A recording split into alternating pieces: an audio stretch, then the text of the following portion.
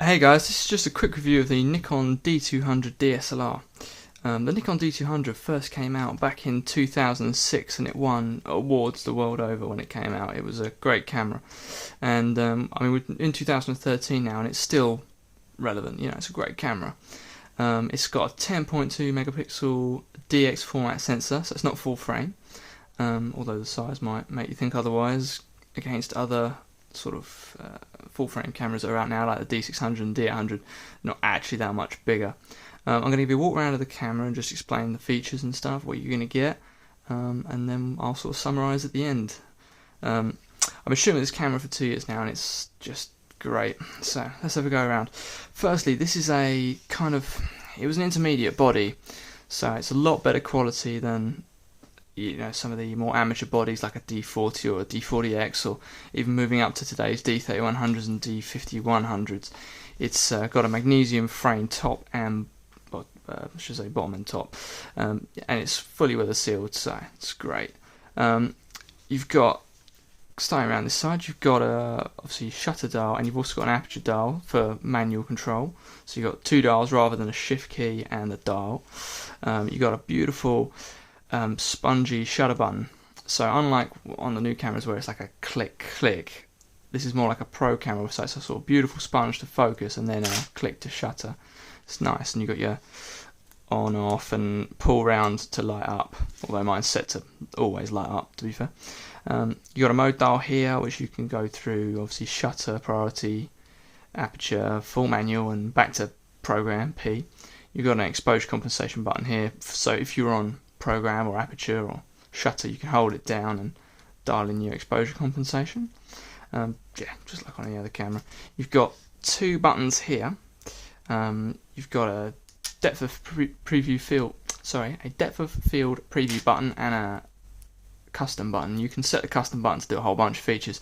The depth of field preview button is something that you don't get on a lot of new cameras, but it's great. I mean, if you're in like aperture priority mode, say, and you've got your camera set at f22, when you look through the finder, especially on something like a 1.8 lens, you're seeing the lens wide open, whereas actually so you're not seeing the depth of the field. If you hold this button down, what it does, which I don't know if you can see, is it shuts the iris up. See, you can actually see it working there. And that means you can actually see the depth of field you're going to get, but obviously when you look through the finder, it makes your view significantly darker. I mean, you can't really tell there, but that's what it does basically. Coming around the back here, you've got AF on, which if the camera's in selective focus, will make the camera focus. So you can hold this one down to focus, and then you just push that to fire. Some people prefer it, some people don't. Here you've got AEL and AFL, which is auto exposure lock and auto focus lock. You can hold that down and it'll stop your metering there. I mean, you can't see it there because obviously I've got f22, but if you see, if I put my hand over it, it will go 30. You could hold that down and it will lock it at 15. If I let off, obviously it's going to recall my exposure levels. Here you've got exposure, like where you're drawing your exposure from. So you've got midpoint, you've got the whole frame, or center point, which is exactly on your focus point. I like to have mine center weighted, but each to their own. Moving around, you've got this nice little D-pad here, which is a nice spongy feel, which you've got a lock as well. You can lock it or unlock it. It's great for flicking back through your photos and stuff. You know, it's just, yeah, it's straightforward stuff. Moving down, you've got your focus selection here. So I have mine on center point, although you can move it around on that one. That's center weighted focusing. And then you've got obviously full frame. That's auto select, and that will be an average of the frame focus. Down here you've got a button which flips open the card port. This camera takes one CF card, yeah, in that port, and it's obviously fully weather sealed. Coming back around here, you've got your menu buttons, all sorts of things there. Delete. You've got a bracketing option, which when the camera's on, what you can do is you can hold down your bracket and you can set it to do 3, say, or 5, and you can set it to do yeah, there you go. So it's 5, 7, or up to 9, I think. Yeah. So it'll do frames above and below. Obviously, one exposure value above and below. Coming up around here, we've got what's called the three kings. You've got quality, white balance, and ISO. The great thing about this camera is it gives you all the functions on the outside, which a lot of cameras you have to dig in the menu for your white balance. But here you've got it. So you've got obviously auto, daylight, fluorescent, whatever they are, and then full manual setting. But you can also, say you're on auto, you can use this dial to dial in like a warmer. Minus is warmer and plus is cooler, so that'll make your photos cooler or warmer. I like to shoot a little bit warm, so I always have it on -1. You've got a button for ISO, which obviously you can select your ISO. This camera obviously goes right down to ISO 100, and it goes up to ISO 1600, and then you got high. I've got no idea what high is, but to be honest with you, anything beyond 800 on this particular camera is going to give you quite grainy results, in my opinion.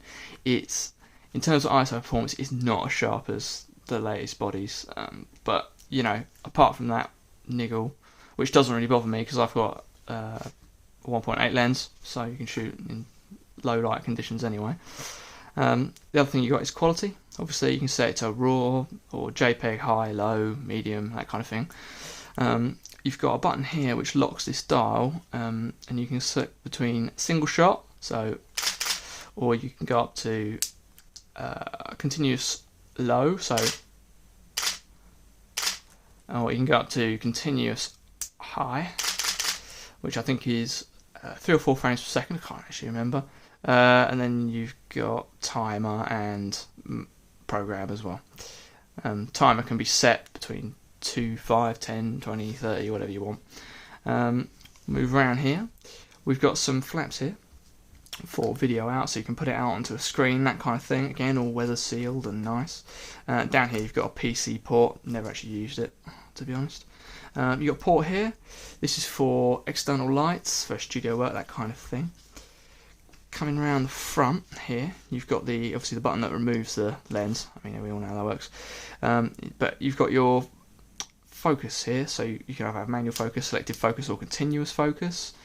So obviously on continuous focus, as you half press, it will just continue focusing, that kind of thing. Coming up the camera, you've got a pop-up flash, which is incredibly bright. In fact, most of the time too bright. But the great thing is you've got a dedicated button here, which allows you to set like how powerful you want the flash. So you can go -3 to plus whatever. You can also, I don't know if you can see it, but you've got up here, you can set it to fire at the rear of the shot, slow, or at the beginning, red eye in other words. But rear curtain's great, so if you're doing those long exposures of the night sky and you want to fire off and get a subject sharp, you can do that.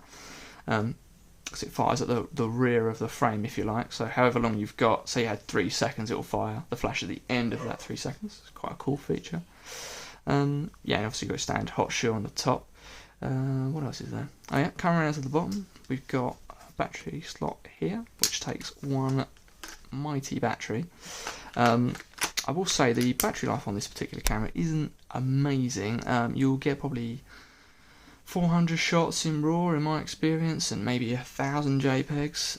A lot of people use one of these, which is an external battery grip. It takes 2 batteries in there, obviously the other one's in the camera. Makes your battery life last way longer than putting that battery in that after it's dead. I think it's the way the battery actually is used up. It lasts longer if you put 2 in rather than using 1.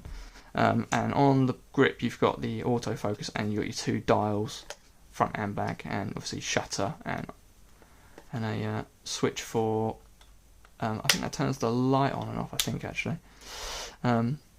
Yeah, I mean that's great, although it makes the camera a bit beastly, to be fair. All in all, this camera is fantastic. I mean, if you've been shooting on a amateur body for a while and you want to get into sort of really learning how to shoot, go for something like this, because it gives you everything you're ever going to need on the outside of the camera, which is just brilliant. I mean, you don't get that in a D5100 or whatever, so it's gonna teach you a lot. And the other great thing about these bodies rather, is obviously this is an AFS lens. It's a Nikon 35mm 1.8. This is a newer lens, but you can use this body with older AF lenses and it'll still autofocus because it's got the driver built into the body. You get that with cameras like the D7000, D600, D800, and things like the D90, which are kind of higher spec bodies, but you don't get that in a lot of the cheaper consumer bodies. So it's a great feature and well worth considering because it allows you to buy like second-hand but much cheaper glass. I mean, you can pick these cameras up for around about 200-300 quid on eBay at the moment, and they are really worth the money, I would say. What are the other things to consider? Oh, the only downside to it that I've ever had is if you shoot a lot in burst mode. Sorry, hang on. If you're shooting in RAW particularly, and you've shot off, say, 20 shots, the buffer will be going for some time trying to write that. I mean, that wrote pretty quick because it's in JPEG, but you put it in RAW and it can take 20-30 seconds. So that's the only thing to consider. And obviously, when that buffer fills up, the camera is completely out of action. But yeah, all in all, great camera, well worth your money. Hope you've enjoyed the review. Cheers for watching.